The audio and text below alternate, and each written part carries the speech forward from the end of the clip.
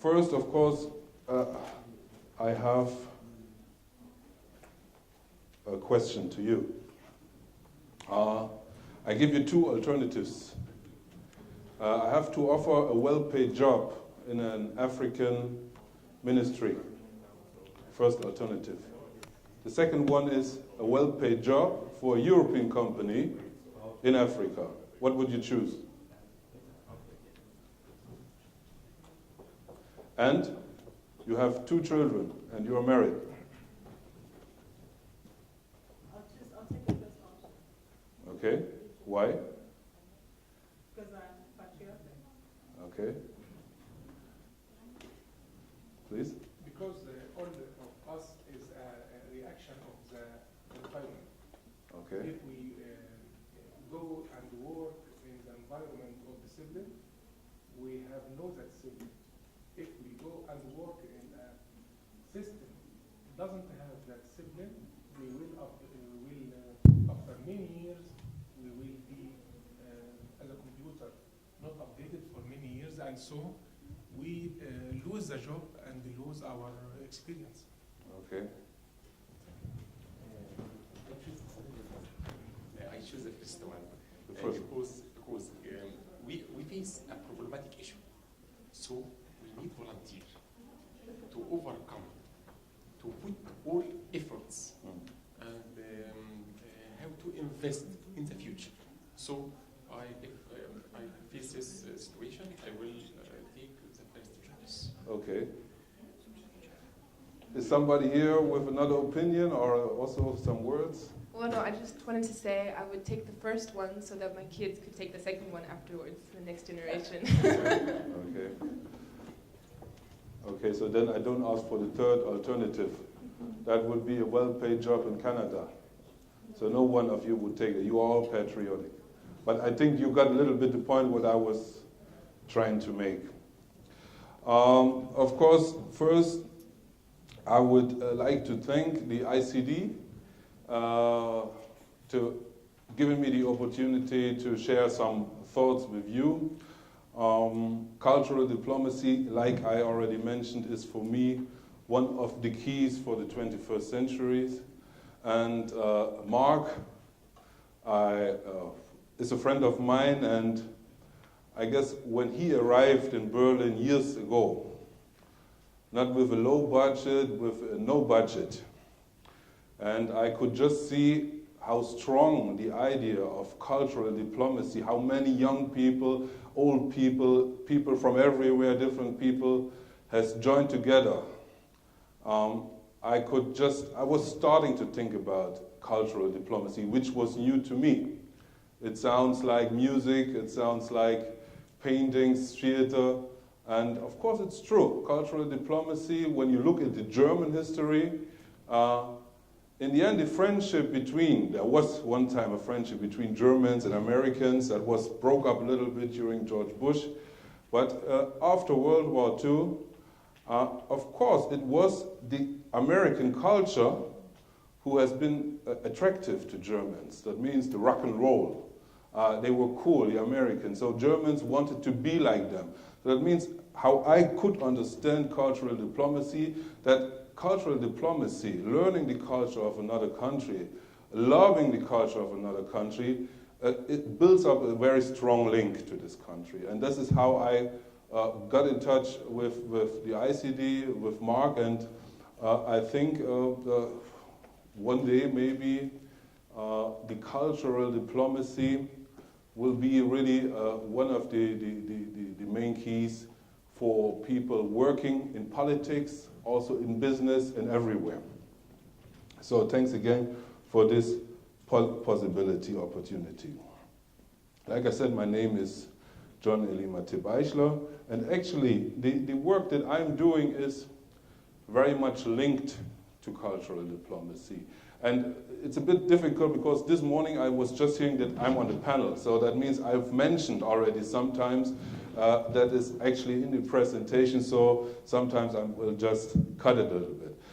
So I was also giving the title of the presentation today, the impact of the African diaspora on the African-European alliance. To be honest with you, it caused some problems, some troubles. You know, I was just thinking, what can I say about it? As somebody who is actually active in many diaspora organization, officially, unofficially, paid, not paid, since more than 25 years, that's actually what I'm doing. And then I was thinking, what thoughts could I share with you about that? And actually the problem that I had was, while I was thinking, I just finished a book of one of my favorite authors. It's a British guy, and he's writing books about the spy world, and his name is Frederick Forsyth. The first book that I wrote, read, was The Dogs of War. It was about a group of mercenaries, 30, who had overtaking a whole African country, and I was 17 or 16 years old. I found it embarrassing that just 30 people could overtake a country. And now I was reading another book, it's called The Cobra. It's about cocaine. And in that book, he's used one term, and I was just thinking of that term, and the term is failed state. And he used this term in order to describe certain African countries. And I was about to prepare something about the impact of the African diaspora on the African-European alliance, and the British guy is talking about failed states. In another book, he's using another term, and this term is even worse. This term is hellhole. He's using this term also to describe the situation in a certain African country. And I decided to consider these terms for the presentation of today. That means maybe we're going to talk about some things that are not so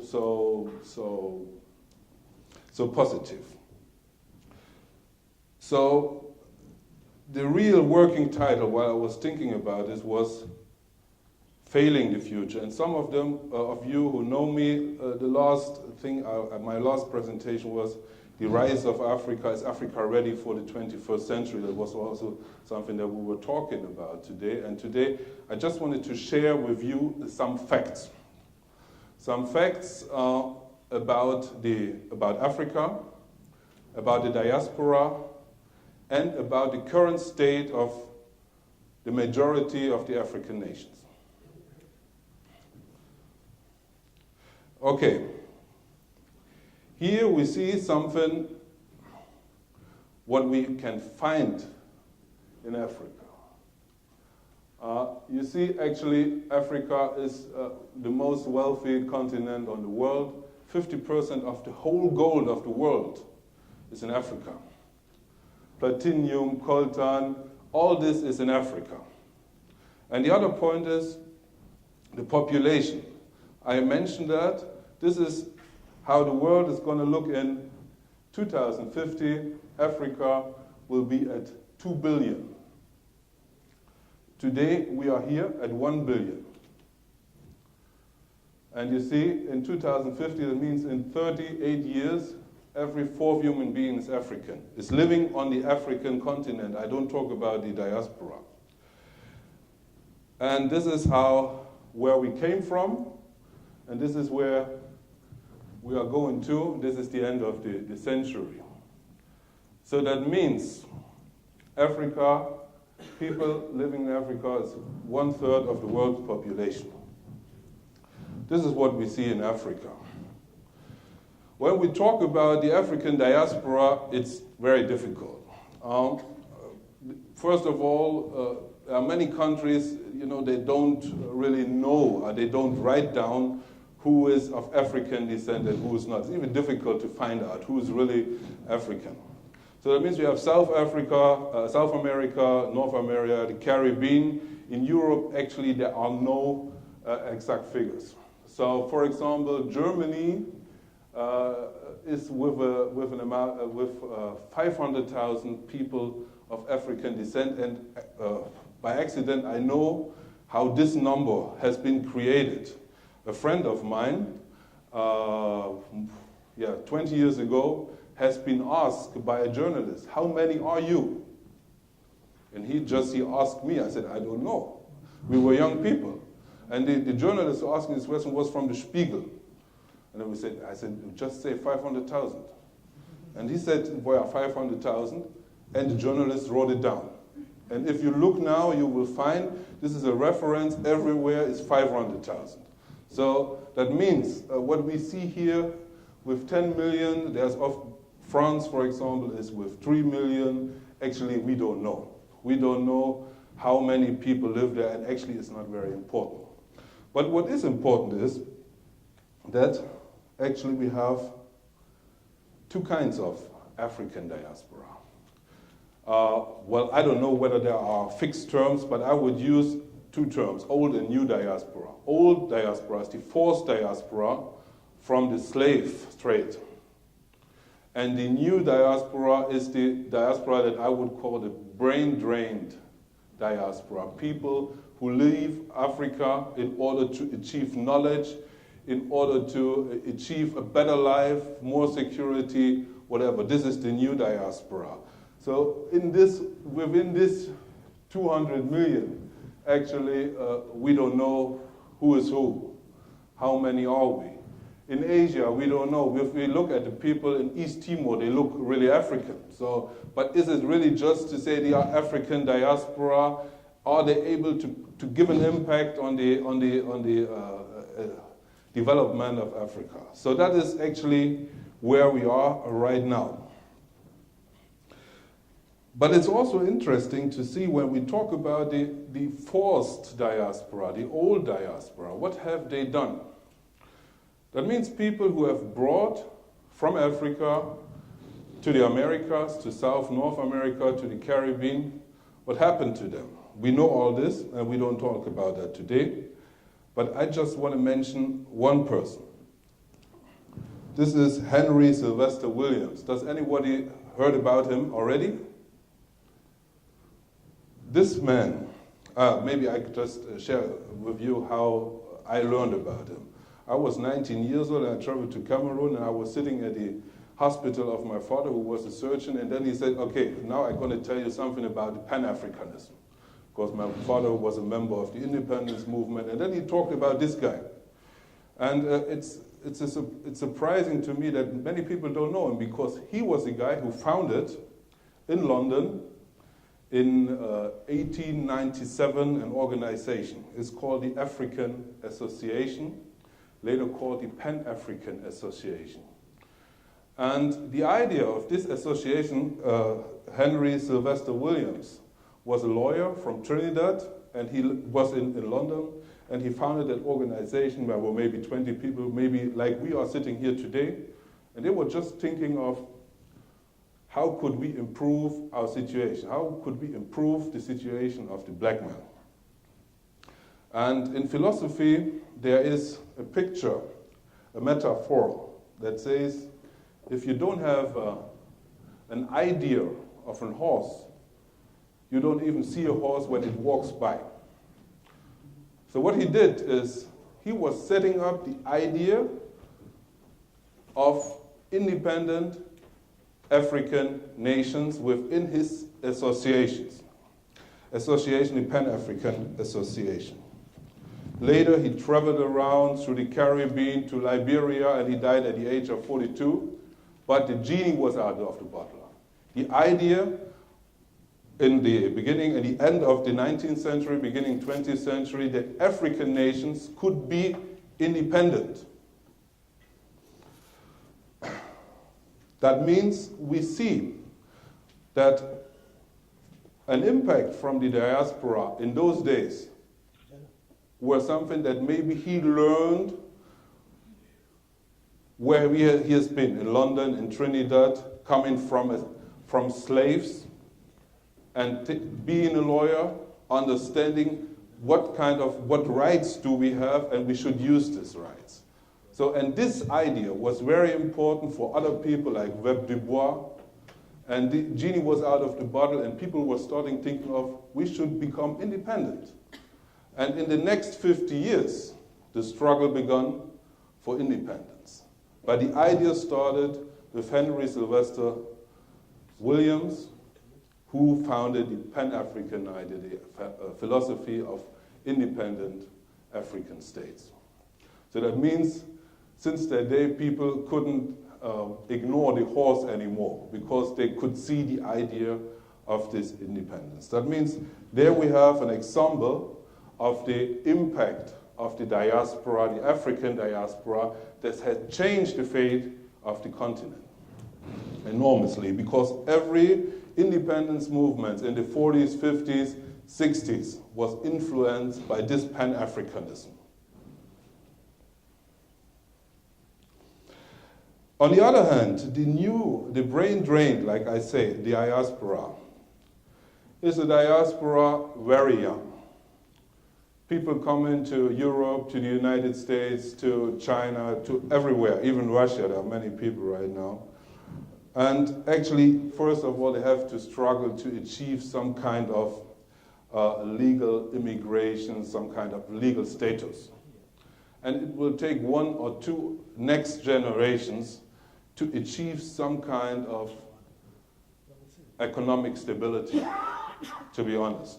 Because everybody of this generation of the diaspora is sending money to Africa, is not really taking care of his own things. That means it will take time. We talk about a new diaspora that actually is struggling within the Western society to have some kind of stability. And there's also another change within the societies. Like I mentioned before, 44 years ago, Martin Luther King has been assassinated. Was not my favorite. My favorite was another. But anyway, he has been assassinated, and 40 years later, an African American has become the president of the United States. That means within this society there has been an enormous change. And I'm 42 years old. I can tell you 20 years ago in Germany, or 30 years ago in Germany, when I was 10 years old, that was a struggle, everyday struggle.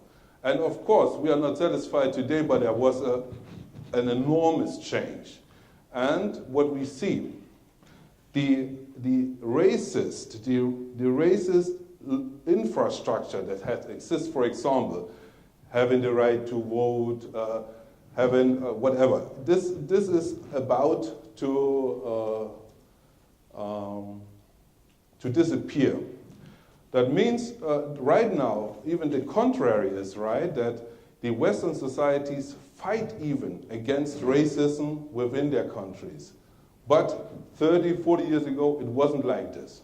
So maybe we should also think about, when we talk about the African diaspora, and we're going to talk about the current state of on the African continent, maybe that will also have an impact, this change within the societies, on the African diaspora. That means, for example, if everybody is telling you, you are not one of us, maybe you think of, maybe I belong there. But people stop talking like this. Maybe you feel more comfortable where you live, and you forget a little bit where you come from. And I'm not talking about you, I'm not talking about me, I'm talking about the children, the grandchildren, and we will find out how strong the link between the diaspora and the continent will be. This is just an idea that I want to give you. So that means, finally, when we just see what Henry Sylvester Williams did, he just analyzed the situation, no independent African nation, slavery, of course, has already ended, but no right to vote. That was his analysis, and then he set up his association. Also, the African diaspora of nowadays has to first deal with the facts. And that's why I invite you to the part of my presentation which is not so positive. This is what I mentioned in the beginning, a term that is, of course, a political term, but it is also based on facts. So-called failed states can be described like this. That means a state that has lost its control on its territory, has lost its legitimate authority, has an inability to provide public services, and is not able anymore to interact on the international scene. But this is too weak to describe it. So what do people, when they really want to find out what is the current status of your nation? They produce an index. And there is, in fact, an index for failed states. It's called a failed state index. The failed state index is an index that is based on 12 indicators. Okay, I just show you all of them, then we can. So the first one is mounting demographic pressure. So I don't think it is worse. It's not good to have many children. But what they mean is a country who is not able to take care of its population has an inside pressure. A country, a nation that have massive movement of refugees and internally displaced people. Wenging groups. Then the fourth point, the brain drain. That means if you feel like everybody just want to leave the country has a problem. The fifth point is an uneven economic development, poverty, and so on. Then we always come to this point, corruption. We have deterioration of public services, violation of human rights, and so on and so on. Security apparatus means, for example, if you have a situation like in Iraq with Saddam Hussein, he had a group called Fedayeen. That was an army within the army just to ensure that the dictator stays in power. Then factionalized elite, that means the gap between the real poor and rich is very large. And of course, intervention from external actors. That means the state is not able to protect his own territory. These are indicators, and I think I just want to please you that we are also honest to ourselves. We just have to face how's the situation on the African continent. This is just from Washington, from a group, and they use that politically to put us down, or is there even some kind of truth in it? So how they do it? There is every indicator, you can get 0, which is very good, to 10 points, which is very bad. That means if you have 12 indicators, perfect would be 0, and terrible is 120.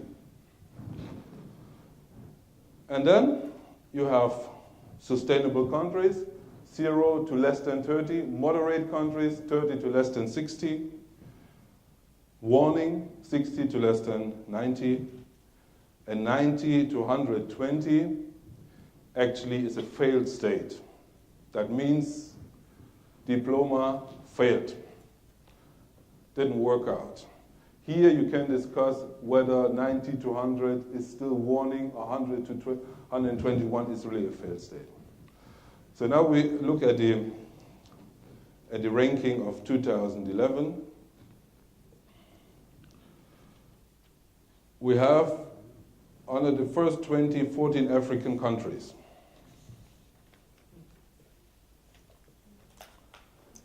That means Somalia actually, right now, with this index, is not a state no more. It has failed. Chad, because of the situation, failed. Sudan, of course, because of the new founded state in the south, is unstable. That means we could say, until here, these are all failed states, and here the warning begins.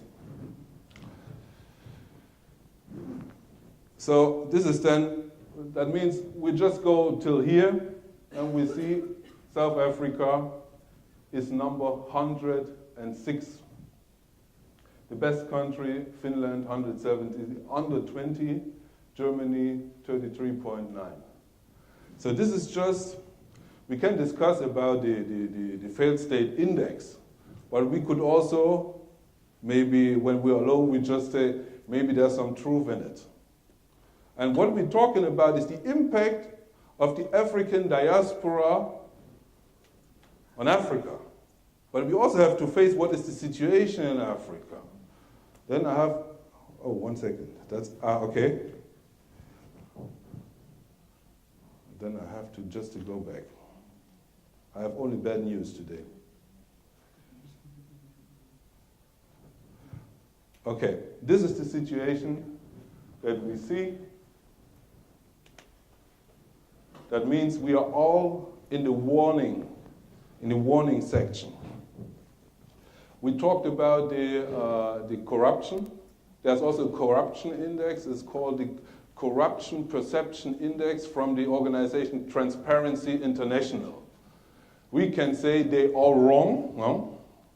Or we can just look into it and we can take out what is important for us. This is the last numbers, and I can also give you, maybe you can just share that a little bit. I just printed out one, but maybe you can just, and that's why I mentioned when His Excellency from Mauritius, they are the best African country on this list. What we see is only, here there are no numbers, so the projector is not that strong anymore. So that means in the south, there are some countries better, Gabon is better, Ghana, Benin. The rest all is in the air. I mean, they are here between 2 and 3. Best is 10, and that means highly corrupt state. And I'm coming from the business side. That means when we talk with companies, then they have to face the situation before they go there, because otherwise they have a surprise. That means if you go to a region like this, you have to know what you're doing. So this is the Corruption Index 2011. Just to remind you, these are the 12 indicators from the failed state index, and now I just want to show you some countries that you have your own picture of it. And maybe if you would like, you can also share this one. This is a report with all the figures exactly. For one country, for Cameroon. What you see here, Somalia, sometimes 10, 9. South Africa, you see what the people in Washington say, okay, there's a democratic pressure. Maybe we could see it different, but this 67, that means it's almost, we could think, on the way to a moderate situation, but if we know they have been at 56 in 2008, that means the situation is worse nowadays than it was. So many people, especially politicians in Africa, they like to talk about China. For me, the Chinese, sorry? I didn't make noise? Maybe, no, it's just well, then I take the, sorry. You could tell me, so for me, the Chinese engagement in Africa, for me, is a nightmare. I don't like it, not at all. Because for me, what nowadays is a meeting of dictatorship and corruption right now. It's a completely sellout of African resources that we have seen, and I hope that the new leaders, the new governments in the next decades will cancel all these contracts. Because there's nothing, that's what I think. If you talk to African politicians, they like it. And there is a point, I think, where we can, because we talk about cultural diplomacy, what I think is that these are the numbers for China in the failed state index. They are worse than South Africa. 80.1, that means the the entrepreneurs, the CEOs, the politicians from China meet in Africa people with a comparable background. They have the pressure from the politics, from the president. There is no real democracy. And maybe on that ground, it is easier to make business. And even if we talk about corruption, giver and taker, in Europe it's forbidden. That means even a company that wants to give money, it is difficult. It's not that easy to tell a company, okay, just bring 500,000 and we will fix the contract. It's not that easy anymore. I think for a Chinese company, it is easier. So these are just informations. I don't want to be the judge in that, but I just wanted to share these informations with you. 1 second. Okay. So that is for you just to see also the development of the failed state index in the last 5 years. Yes, 5 years. So that means the diaspora is here and maybe there. And now we talk about what we can do for here. And we have talked about the situation that we are facing when we go in there. And that's why I was asking you, you want to work for a company or for a ministry from here? Or you want to work for a company that comes from here and work in here? An honest answer if you are responsible for children. So that means the challenge is enormous that we have. But there's hope, I guess.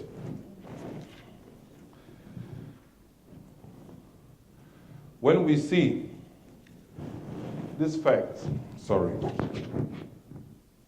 It's better? It's better? Okay. That we have at the end of the century, every third human being is living on the African continent. We have this situation, we have this situation. That means we just have to understand that we have no choice but to improve the situation on the African continent. And also the Europeans have no choice but to improve the situation. Not because they like us or they like Africa, because they want to do some good business, because there are many people, there are many resources. And the question now is, how are we going to do that together? When we talked about Henry Sylvester Williams. He said, when he set up the Pan-African Association in London in 1900, his aim was to promote and protect the interests of all subjects claiming African descent, wholly or in part, in British colonies and other places, especially Africa, by circulating accurate information on all subjects affecting their rights and privileges as subjects of the British Empire. Of course, that was the time. By direct appeals on the imperial and local governments. What he was talking was actually enforcement of the rule of law. But to enforce the rule of law, of course, we need an infrastructure in Africa that allows us that to do. So that means his idea was, when we achieve independent African countries, then we will achieve justice for all Africans. Today, I would say we have more information about that. We have more information about the challenge that we are facing. But the task, especially for the African diaspora, remains the same. We cannot accept that people, our brothers and sisters, and also Europeans, Asians, they cannot accept that people living under these conditions. That means we have to think about what could we, as the African diaspora, do in order to improve the situation there.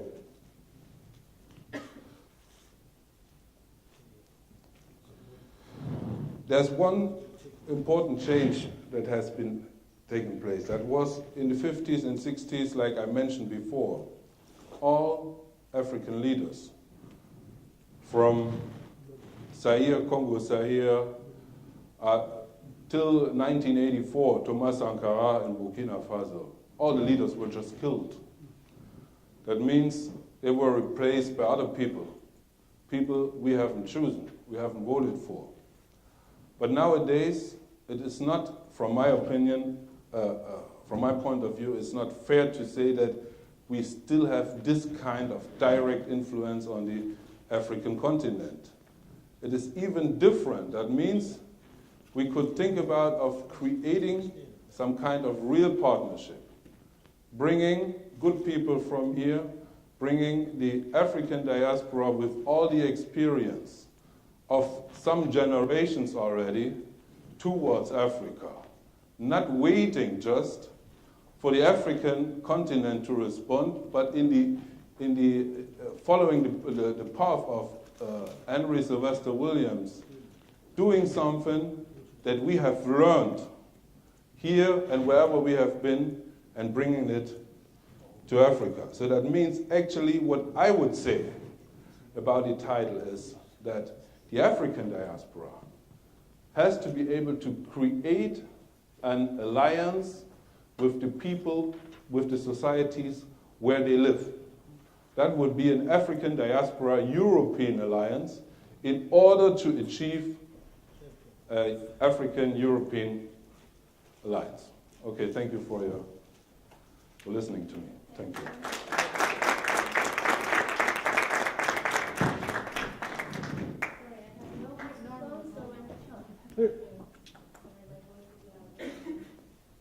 Thank you very much, John.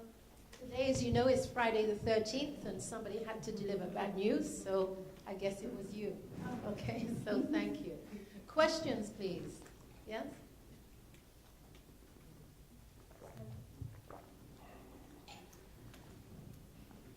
Thank you for your wonderful presentation and the bad news. They also have to be during the day. My name is Anela Sinanovic. I come from Slovenia. I finished studies in management and organization and international law and diplomacy. I would like to ask you, you are a businessman. To me, I see Africa as a really big country in tourism. From my country, a lot of people go to holidays to Egypt, Tunisia, Mauritius, or Cape Town, or Madagascar. My question is, do you see big opportunity for African people to get more funds from other countries through tourism? And I would like to ask also the question if maybe you know if Africa have tremendous beautiful nature and culture and architecture and culture. And do you think that Africa could use this, what they already have, to improve their situation? I'm talking about finance situation and business, and also more employment of people and so on and so on. Okay, I understand. Yeah, this is a perception of Africa that many people have. For example, I just give an example. We talk about, for example, people think that Africa would be the right place for solar energy, because there's a lot of sun. But they forget solar energy is the most expensive energy. Actually, if you want to industrialize a country, you need cheap energy. So that means, if you see it from that point, actually Africa would need, with all the mineral facilities, they would need nuclear energy to create some kind of industrialization. So that means also the idea of having tourism as a major part of the African economy with 70% of coltan, like I said, 1 second, I just wanted to, this. So that means, of course we can have some kind of tourism, but there's 50% of gold. There is things that you won't find anywhere in the world, and it is still untouched. And that means the real business, and this is what Chinese people do and South Koreans, they do real business. So that means Africa actually doesn't need any funds. Actually, Africa doesn't, of course, tourists are welcome, but in order to develop a country, in order to develop the continent, the tourism is not that important. Thank you. So I think, and to summarize, the answer is Africa must find its own wealth resources to fund itself. Africa has a great big tourist industry, not just the beaches, but the safari parks, the infrastructure. Africa has a rich, rich architecture. One of the biggest palaces in the world was in Africa. It's built in the 15th century, bigger than the Palace of Versailles. So Africa needs to find its legs and stand. Yes, I think there's a, you cannot separate the situation of the diaspora and the continent.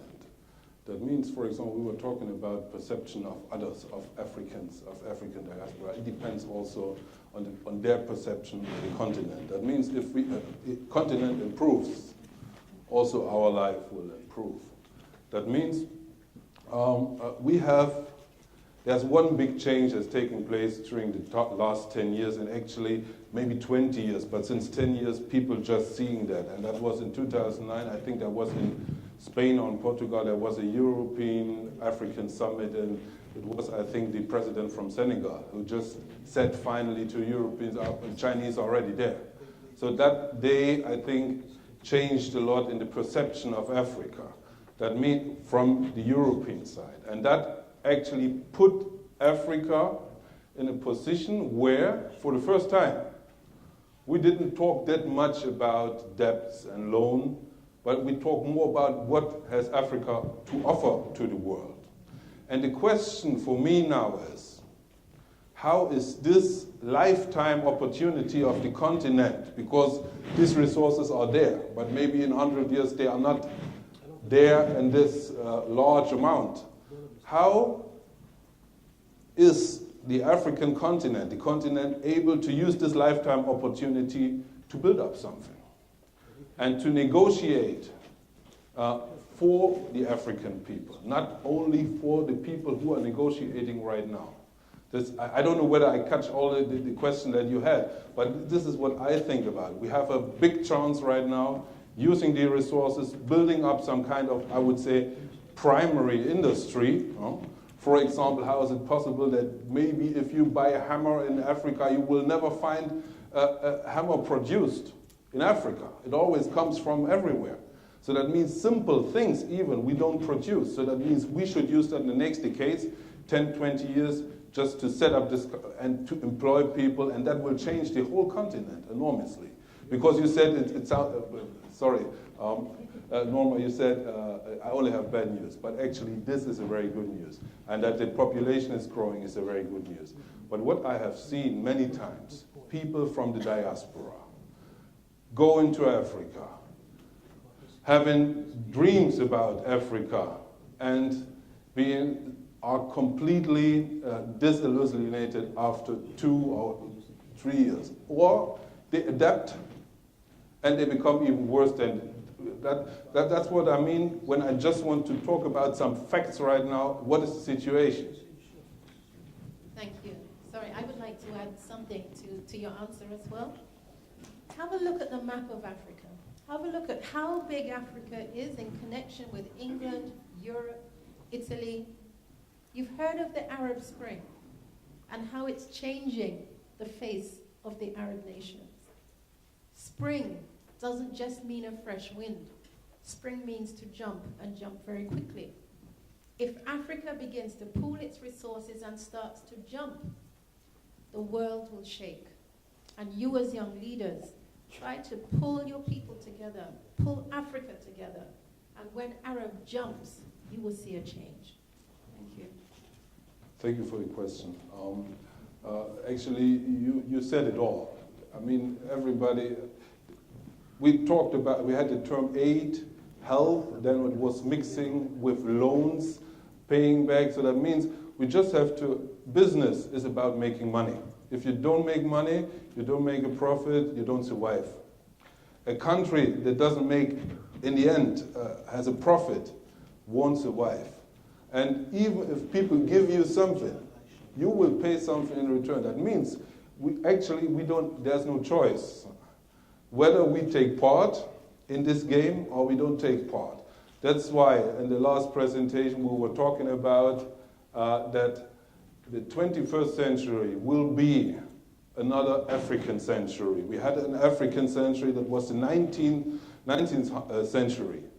But there, Europeans came to Africa and they take everything away. And it was within the law, because taking over a country, writing some ridiculous contracts with some people they found at the coast, on that way they created, but it was the law structure in those days.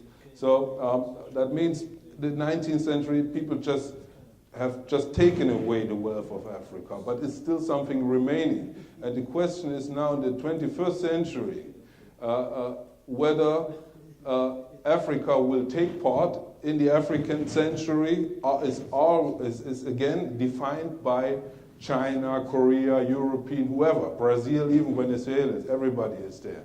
So, and therefore for me, like you said, the task actually is for Africans now after 52 years after the African year, just to realize there's nobody is helping us, there's nobody is doing our work. So we are responsible to choose the right people, to take the right decisions for the continent. If we don't do that, they won't. I mean, that's why I say maybe Europe is better than China, because China, I don't know. I'm not very, I don't have much confidence in this country. Yeah, that's what would be my answer. Yeah. I didn't forget Central. It was in the part of the Caribbean. There were 22 million people of African descent, and that was also this part. In Brazil, we have about 85 million people of African descent. So that means actually the largest number of the African diaspora lives in South America and in the Americas, I would say.